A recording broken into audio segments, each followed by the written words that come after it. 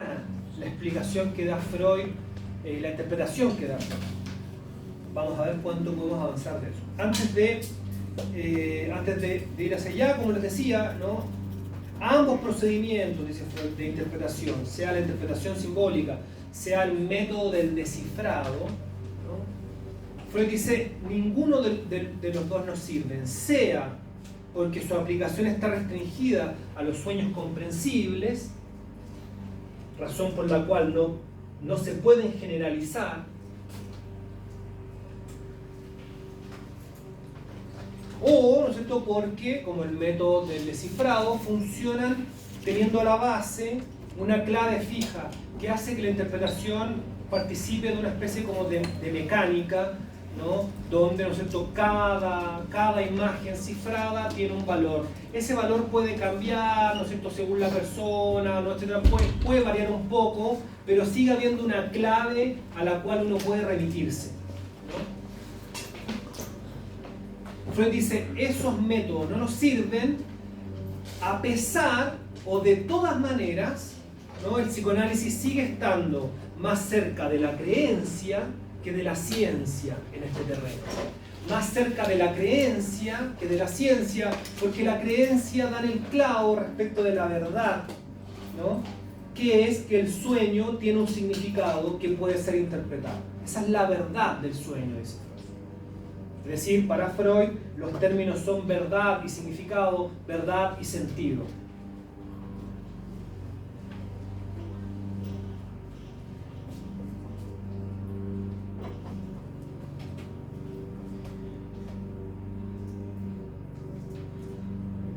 Entonces veíamos, ¿no?, cómo Freud va a avanzar, como decía en la lámina anterior, a partir del camino abierto por Breuer, ¿no?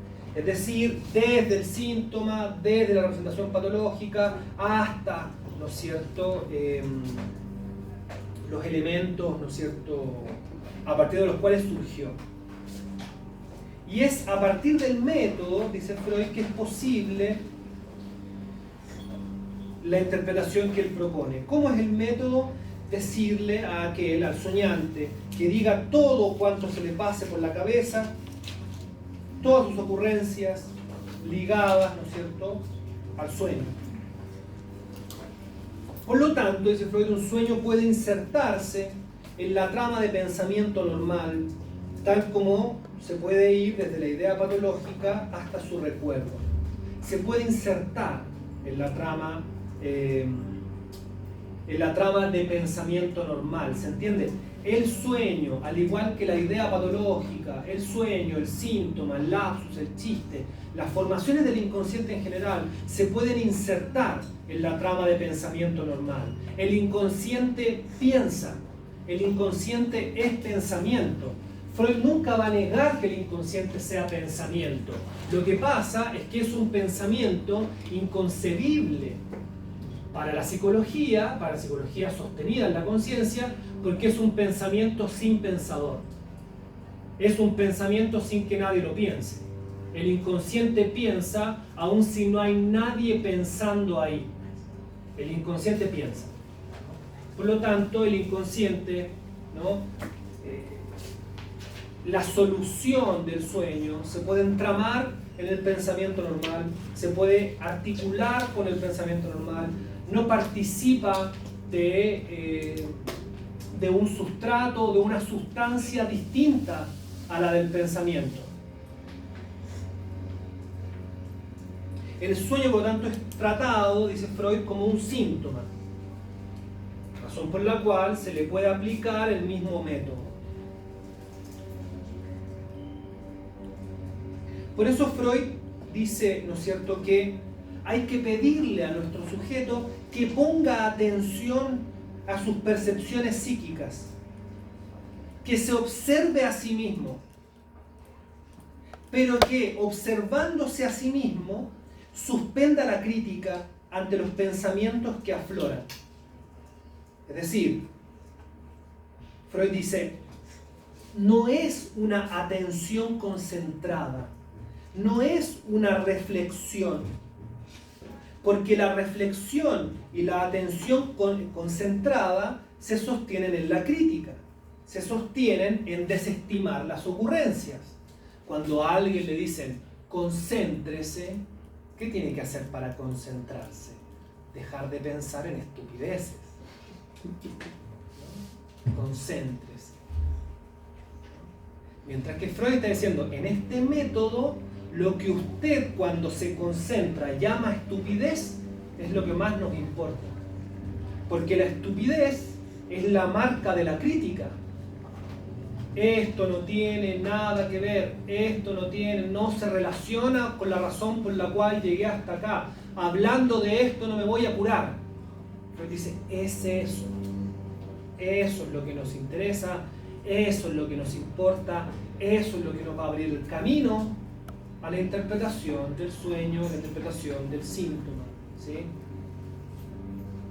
Porque desde el momento en que se suspende la crítica, Freud dice, hay una tensión que él llama móvil. Lo vamos a ver también un poco más adelante, que Freud distingue entre la energía móvil y la energía quiesciente o detenida. La energía quiesciente es cuando la energía está detenida sobre una representación, ¿no? La detiene para observarla, ¿no? Se concentra, reflexiona sobre ella, lo observa, ¿no? Y Freud dice, el método a lo que apunta es que alguien se observe a sí mismo sin crítica. Y sin crítica, esto lo que hace es abrir la representación a lo que la rodea, aquello con lo cual está asociada, aquello que a uno se le ocurre a partir de ella. Por eso, ¿no es cierto?, que el gesto del método es siempre quitarle la autoridad, la energía, dice Freud, porque acá Freud está hablando en términos mecánicos, en términos energéticos, ¿no? Quitarle esa energía a la crítica. Ahora usted se va a observar a sí mismo, va a observar aquello que pasa por su cabeza y lo va a decir y se va a guiar por esas ocurrencias, apartando de usted la crítica. Por esa razón, piensa en lo que dice Freud. Necesito que usted se deje de hacer caso a sí mismo. Necesito que se ignore a sí mismo. ¿Se entiende que hay un pensamiento sin pensador? Ignórese. Ignórese. No es que a mí se me ocurre, no me importa lo que a usted se le ocurre. Siga por la ocurrencia. No es que yo creo que no tiene nada que ver con... No. Deje de hacerse caso. Usted se hace demasiado caso. Y como se hace demasiado caso, está enfermo. En cambio, si usted se dejara guiar por esas ocurrencias, porque se entiende que la crítica lo que hace es decir, yo sé para dónde va y es por eso que la desacredito de inmediato. Freud da un ejemplo que es muy elocuente, que es sobre Schelling, que él dice, ¿no es cierto?, la gente piensa que su trabajo creativo está detenido, que están estancados, porque abandonan demasiado rápido las ideas que se le ocurren. Ah, no, esto no va a llevar a ninguna parte. Schelling dice, pero ¿por qué no la sigue un rato? Para ver para dónde nos lleva. No, esto no va a llevar a ninguna parte, por lo tanto estoy estancado. Estoy en el mismo lugar, no me muevo, estoy detenido. Se entiende que también hay que pensar que el sentido no es solamente sentido en tanto que significación, el sentido también es tanto dirección, hacia dónde va esto. Porque alguien puede pensar que no va hacia ninguna parte a pesar de que se mueve cotidianamente en muchos lugares. Y esa es una sensación que la existencia misma nos da. El hecho o la sensación de no ir hacia ningún lugar. No tengo hacia dónde ir. ¿Se entiende que el afirmar que alguien no tiene hacia dónde ir es una cuestión de sentido? No de representación cognitiva. Es una cuestión de sentido. No sé hacia dónde.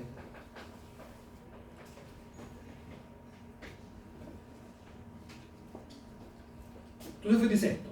Ahora bien, el primer paso en la aplicación de este procedimiento enseña que no debe tomarse como objeto de la atención todo el sueño, sino los fragmentos singulares de su contenido.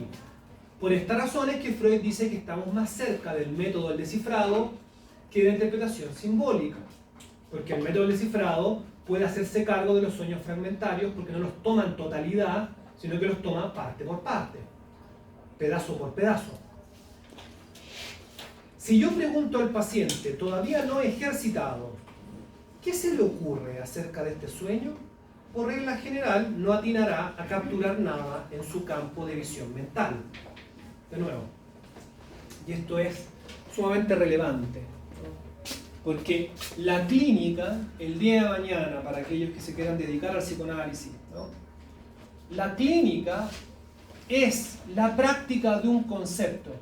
Por lo tanto, las preguntas que alguien hace provienen de la concepción que él tiene del sentido y de lo inconsciente. Se ve que esta pregunta, ¿qué se le ocurre acerca de este sueño?, asume que el sueño es una unidad, que es pleno y que tiene una interpretación simbólica, porque le digo de este sueño. Y claramente que él me va a decir que no tiene idea porque lo que él me trae está todo partido. ¿Se entiende? Mi pregunta es el problema, no que él no sepa. Es que yo no estoy sabiendo guiar la interpretación. ¿Sí? Y además, y que es una cuestión también fundamental, ¿no es cierto?, es un ejercicio. Uno está en los primeros meses, ¿no es cierto?, de un análisis recordando una y otra vez la regla. Porque a los pacientes se les olvida o no la quieren ejercitar, ¿no? Es que no se me ocurre nada. Acuérdese que usted está acá en este diván a partir de una regla. Es la regla la que tenemos que seguir. Usted va a decir todo lo que se le ocurra. No importa que usted considere que no es el caso, que no es relevante. Si usted dice que no se le ocurre nada, es solamente porque no quiere decir lo que se le ocurrió. Y empieza de nuevo el análisis, ¿no? Es decir, siempre hay que recuperar la regla, reinstalar el método. Es la creencia absoluta de Freud en su método. El psicoanálisis es método. Si el método se aplica de manera correcta, usted va a curar a la gente. No porque usted tenga ganas de curar a la gente, usted va a curar a la gente. ¿Ustedes recuerdan? Es la razón por la cual Freud dice que nunca fue un médico cabal. Él nunca fue un médico cabal, nunca fue del todo médico, dice Freud, porque yo no tenía necesidad de velar mi sadismo. Dice. Porque en el bien a los demás, y Freud dice, en ese bien deseado a los demás que tiene todo médico, hay siempre un poco de anhelo de que todo el mundo se enferme. Porque para poder ser el mejor médico del mundo, el que ha curado a todo el mundo, todos tienen que enfermarse.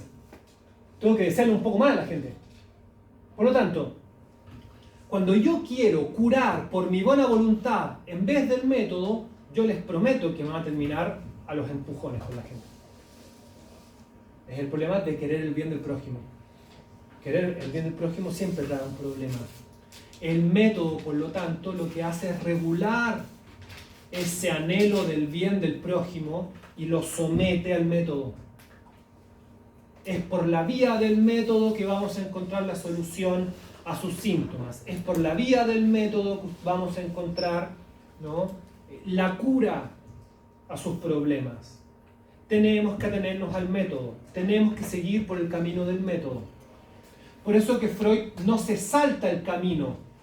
Si alguien se saltara el camino, es lo que se llama sugestión. Yo ya sé para dónde voy a llegar. Yo le digo de antemano para dónde va. Si usted sigue por este camino, usted se va a curar. Freud dice, no, usted tiene que hablar. No sé para dónde vamos a ir, no sé cómo vamos a llegar, yo sé que usted se va a curar, pero no sé qué significa eso además. ¿Qué quiere decir que alguien se cure? ¿Cuántas cosas ustedes podrían aceptar que es una cura? Que alguien llegó casado y se fue divorciado. ¿Ustedes podrían aceptar eso como una cura? ¿Eso es una cura? No lo sé. ¿Cómo podría saberlo de antemano? ¿Se entiende? Sí. Un profe de psicoanálisis me dijo que al final en el psicoanálisis lo que más vale y lo que más se entiende como válido es lo que genera menos malestar psíquico de la persona. ¿Qué quiere decir eso? Ausencia de malestar. ¿Qué quiere decir eso? Me imagino que si tiene síntomas de malestar, va a haber ausencia de esos síntomas. Perfecto, pero ¿qué quiere decir eso? ¿Qué quiere decir ausencia de malestar? Porque yo necesito que alguien se sienta un poco mal para que atraviese esto. Y que alguien sienta la carga del método. ¿Se entiende? Porque este método es una carga si uno piensa que la meta está al final nomás. Entonces, ¿para qué me hace pasar por esto? Si la cosa está al final. Y Freud dice, nosotros no vamos a encontrar la cosa si no pasa por el método. ¿Se entiende? Entonces yo necesito que alguien se sienta un poco mal, sin duda. Preferiría no tener que decirle, ¿por qué no adivina usted lo que me pasa? Sería lo más fácil. Necesito un poco de malestar. Que alguien se sienta un poco mal. Que siente lo que significa atravesar esta cuestión.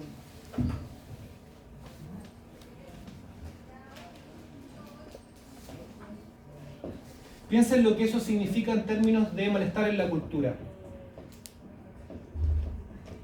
Alguien puede pensar que la meta está al final, ¿no? Porque todas estas frustraciones lo que hacen es negarme el premio de la vida, o alguien puede pensar que todas estas frustraciones con lo demás son la vida. ¿Es otra cosa la vida? No lo sé, pero de momento se parece más a esto que esto, porque nadie ha vuelto a contarme si esto es así. Esa es la diferencia, ¿no? Y lo que les decía, es la diferencia cuando uno está en el campo del sentido, en hacer psicoanálisis o hacer religión. Si yo hago religión, el premio está al final. Obvio. Me tengo que portar bien, escupir un poco a los moros, ¿no? Odiar, ¿no es cierto?, a los incrédulos, salvar a un par y ganarme el porvenir. Pero si el porvenir no está garantizado, y es esto nomás lo que nos toca, ¿no sería más cercano a la vida esto?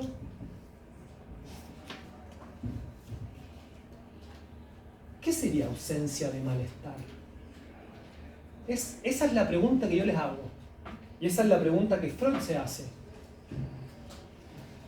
Alguien se quiere curar. ¿Qué significa eso? Alguien no quiere seguir sufriendo. Perfecto. ¿Qué significa eso? ¿Qué quiere decir eso? ¿Cómo yo podría saber lo que eso quiere decir para su vida? Para la vida de cada quien, de cada uno de ustedes. ¿Cómo podría saber eso yo? ¿Entienden? Suena bien, porque es una aspiración médica. Eso. Es una aspiración hipocrática. No hacer daño. Ese es el juramento hipocrático. ¿Sabe lo que es el juramento hipocrático? Lo que los médicos juran hacer cuando se convierten en médicos. No hacer daño. Es lo primero que ellos tienen que jurar. No vamos a hacer daño. Pero para yo saber qué es ese síntoma, ¿no tengo que mantenerlo un tiempo? ¿No tengo que sostener un tiempo el malestar de alguien, su sufrimiento, su dolor, sus quejas, su exigencia de mejoría? ¿No debería ser mi labor sostenerla para saber de qué se trata? Porque si yo no quiero saber nada de ese síntoma, porque no soy capaz de sostener el sufrimiento de aquel que está en mi diván, ¿qué hago entonces? ¿A qué me dedico entonces? Porque sería que yo también desconozca lo que él también quiere desconocer, y no puedo permitirle desconocer aquello, porque de eso se trata su cura. Uno puede decir cosas en general, sin duda, pero esas cosas en general son súper difíciles de sostener en términos prácticos, ¿no? Freud dice, la apuesta de Freud es esta: la solución, el sentido de una formación patológica, cura.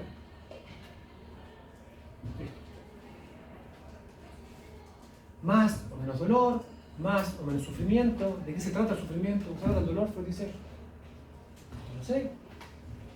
Todo el sueño de la inyección a Irma es Freud diciéndose a sí mismo una y otra vez que él no tuvo la culpa de lo que le pasó a Irma. Es diciéndose una y otra vez, tranquilo Freud, tú hiciste todo lo que estaba a tu alcance. Ella sigue enferma porque no te hace caso. ¿Sí? Freud sueña con eso. Y en un punto, ¿no es cierto?, él sueña que se burla de otros médicos, ¿no?, que no entienden la neurosis, tal como a él se le indica con el dedo que él confundió una enfermedad orgánica con una neurosis. Y es por eso que Freud sueña lo que sueña. ¿Sí? Porque él tiene una paciente que no aceptó su solución. ¿Entiende la solución? Yo le di una solución, Irma. Les voy a adelantar porque no voy a empezar a verlo, pero Freud dice, yo le di una solución, Irma. A usted le pasa lo que le pasa porque usted es una joven soltera. ¿Por qué no sale un poquito? Porque el problema es la sexualidad. ¿Entiende? Freud le da una solución que yo no sé si está en solución, ¿no? Ella no acepta que la solución esté ligada a la sexualidad. Ella rechaza la solución de Freud. Y es por eso que Freud, ¿no es cierto?, sueña lo que sueña, vengándose no solo de Irma, sino de todo el gremio médico. Freud termina tratando a todos los médicos de imbéciles porque mezclan las enfermedades, porque no saben hacer un diagnóstico diferencial. Es lo que le dijeron a él. Y es un sueño donde Freud trata de exculparse de lo que sucedió. Pero es como formación del inconsciente, como nos importa. ¿Sí?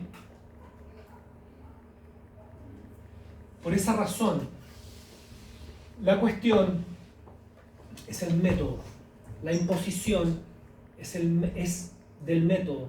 El método es el que cura, no la bondad del médico. Y poder definir qué es la ausencia de sufrimiento o la ausencia de malestar no podría hacerlo en general. No sabría decir de qué se trata. Yo al menos no sabría decir tal vez tu profesor sabe más que yo y te podría decir qué es la ausencia de malestar. Pero yo de momento no sé, porque además en Freud hay un texto que se llama El malestar en la cultura. Freud no está diciendo, este malestar es pasajero, lo que nos importa es el bienestar en la cultura. No, pues está diciendo el malestar en la cultura. O sea, mi profe no me dijo, ¿cómo se llama? No me dijo curarse de la ausencia de malestar. Él lo que me dijo es que una de las formas de ayudar a las personas en el psicoanálisis, y como entienden los psicoanalistas, es que si bien hay cosas que parecen obvias desde el punto de vista, no sé, de asociación de algo, o no sé, desde otra ciencia, o desde el propio entendimiento de alguien para arreglar a alguien o mejorar el problema de alguien. Sí. Desde el psicoanálisis lo que se entiende es que es lo más útil, es lo que cause menos desgaste psíquico. Eso Ya, perfecto. Ya. No es que me dijo Ya. la ausencia de malestar. O sea, yo te voy a decir. Perfecto. Yo creo que yo al menos, yo entiendo lo que un psicoanalista tiene que hacer es un análisis. Todo lo demás es problema de él. Es problema personal de él. Lo que a un analista se le pide es un análisis. Es decir, el método freudiano, llevar un síntoma y hacerlo atravesar el método freudiano. Eso es lo que se espera de un psicoanalista. Todo lo demás son añadidos del método. Que alguien se sienta mejor, que se sienta menos mal, que encuentre pareja, que encuentre amigos, que pueda estudiar lo que quiere estudiar, etc. Todo eso, ¿no?, lo que cause menos desgaste, etc. Todas esas definiciones son secundarias respecto del método. Freud acá está diciendo, usted quiere hacer un psicoanálisis, haga un psicoanálisis. ¿Eso va a curar? Seguro. ¿Qué es la cura? No tengo idea. Pero que el método cura, cura. Esa es la apuesta. Y es raro, y es particular como definición lo que te estoy diciendo. Porque si lo que se espera de un psicoanalista es un psicoanálisis, hay un montón de cosas que no se esperan de un psicoanalista.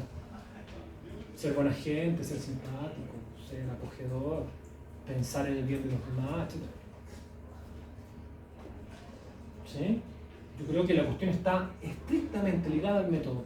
Todo lo demás es resistencia del analista al método. Porque método freudiano hay uno. ¿Sí?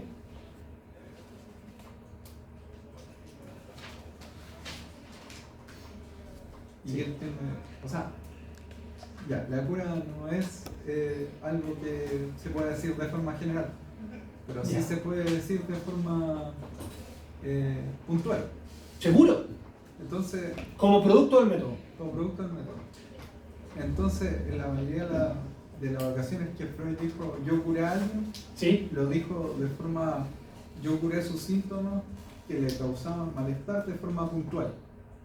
Él demuestra eso. Él demuestra. Por eso que en Freud hay historiales. O sea, Freud nos muestra que el ejercicio del método psicoanalítico cura. Eso es lo que muestra. No que él cura, ni que es bueno porque cura, sino porque es un método que cura. Y si uno sigue el método, cura. Pero la cura viene como un añadido del ejercicio del método. Analizando, usted cura. No al revés. Si usted invierte la ecuación, mete las patas, dice Freud. ¿Sí? Porque interpone su propio bien, sus ideales, lo que usted entiende por cura, lo que usted entiende por bienestar de la gente. Y en ese punto, cuando uno quiere imponerle un ideal, cuando uno quiere imponerle a la gente un bienestar, está muy bien que la gente nos abandone. Que se vaya, y que se vaya pegando un portazo fuerte. Está muy bien. ¿No? Cuando uno quiere imponerle al otro una forma de ver la vida que es la mía y la que yo encontré. Él tiene todo el derecho a decirme que no. Eso no. Eso yo no lo quiero para mí. ¿No? Por esa razón, cuando uno invierte el orden en la ecuación, ¿no es cierto? Lo que hace es tratar de imponerle a los demás una forma de ver la vida. Mientras que esto lo que hace es regular eso. Y trabaja solamente por la vía del método para resolver esas representaciones patológicas que producen sufrimiento en un sujeto. Porque el sufrimiento se produce debido a que ese sentido no ha encontrado su determinación.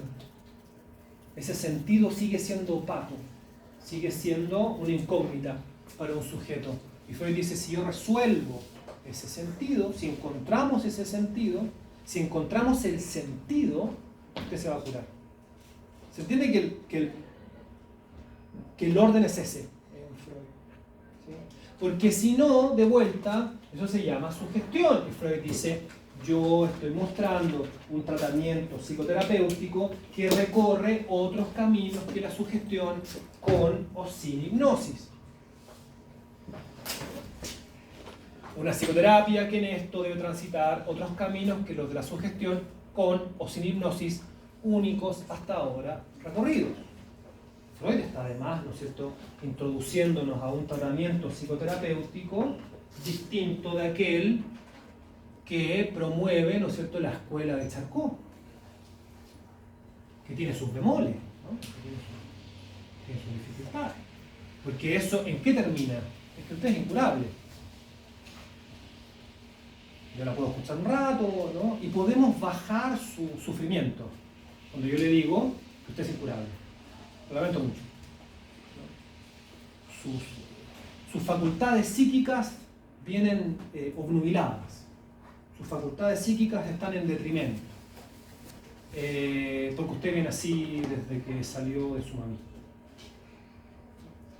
Entonces, bueno, yo creo que esto a usted le va a traer una noticia que tal vez le haga sufrir menos. Que le vaya bien. Versus la apuesta de Freud. ¿Sí?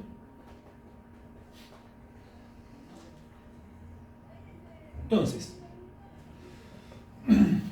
debo presentarle el sueño en fragmentos y entonces él me ofrecerá para cada trozo una serie de ocurrencias que pueden definirse como segundos pensamientos de esa parte del sueño. Ahí tienes lo que Freud va a decir entre la distinción, se las adelanto desde ya, ahí tienes, ¿no es cierto?, la distinción entre contenido manifiesto y contenido latente. Una cosa es el sueño que te cuentan, otra cosa es los segundos pensamientos que vienen a partir de las ocurrencias. Pero se ve que son pensamientos. Freud dice, las ocurrencias son hilaciones de pensamiento. Un fragmento de sueño está sostenido por pensamientos, ¿entiende? Este pedazo, esta imagen son pensamientos, ¿sí?, que están latentes. ¿Por qué están latentes? ¿No? Porque están a la espera de su desarrollo como ocurrencias, ¿entiendes?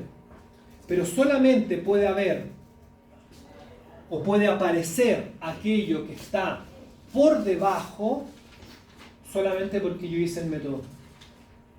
No hay un por debajo que pueda aparecer sin el método. Es el método el que hace aparecer lo latente o aquello que está como segundo pensamiento.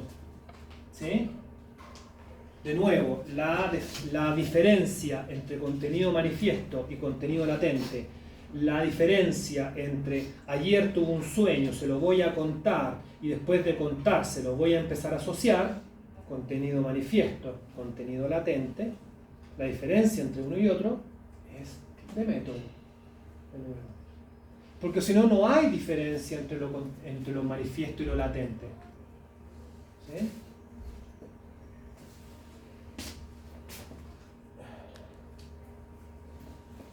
¿Cuál es la diferencia entre un lapsus y la estupidez? ¿Cuál es la diferencia entre un lapsus y la estupidez? Bien. El lapsus es un error y la estupidez sería lo que viene a... Sí, pero la estupidez igual es un error. Cuando alguien dice, estúpido. Depende de lo que se entienda como estupidez. ¿Quizás porque viene en base a la ignorancia? La diferencia es solamente el método. O sea, si yo eso no lo voy a tomar como una formación del inconsciente, es estupidez pura y simple. Agarré el lápiz rojo en vez del verde. Qué estúpido. Y la cosa puede quedar ahí. ¿No? Qué estúpido. ¿No? Pero si alguien dice, ¿por qué el rojo en vez del verde? ¿De qué se trata esto? Voy a pensar. Voy a ir a buscar. Voy a tomar esto como algo que está determinado por lo inconsciente. Se ve que ahí, en esa búsqueda, en la distinción, la separación, en que ese acto, ¿no?, sea absorbido por la crítica consciente, qué estúpido, a que la crítica consciente se abandone para ir a buscar su determinación. Porque agarrar el verde en vez del negro no es un automatismo fisiológico. No se puede explicar como un automatismo proveniente, quién sabe de qué tipo de evolución darwiniana. El verde en vez del rojo, el verde en vez del negro. ¿Sí? Por eso, ¿no es cierto?, que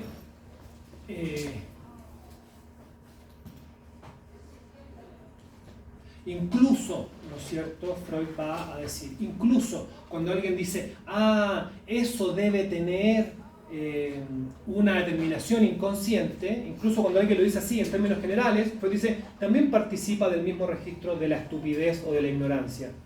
Porque uno no quiere saber, quiere simplemente decirse a sí mismo que tiene un inconsciente y que es muy chorifly tener un inconsciente, pero nada más.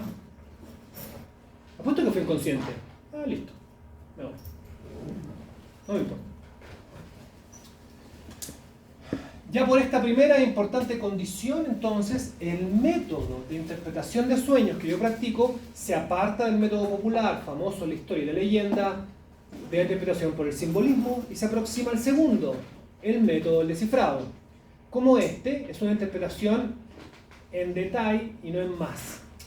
Acá Freud, estos dos términos, no sé si ustedes los leyeron alguna vez, los leyeron en la bibliografía que les di para la primera unidad. Freud, esta distinción se hace respecto a las parálisis histéricas. Y en las parálisis histéricas hay parálisis en detalle y no en masa. ¿A qué se refiere Freud con detalle y no en masa? Nunca son parálisis, ¿no?, que siguen la distribución anatómica, ¿no?, sino que son así como de pedacitos, de la muñeca hasta el codo. O sea, como deconstruyendo la palabra, sería están las parálisis Orgánicas y parálisis histéricas. Sí. Sí, po. Es lo de la enfermedad buena y la enfermedad mala, ¿no? Es como la... Tal cual, sí. O sería más como una enfermedad que se reproduce más y la otra que se reproduce específico. Sí, entonces, Freud dice, ¿no?, el método del descifrado trabaja por detalle.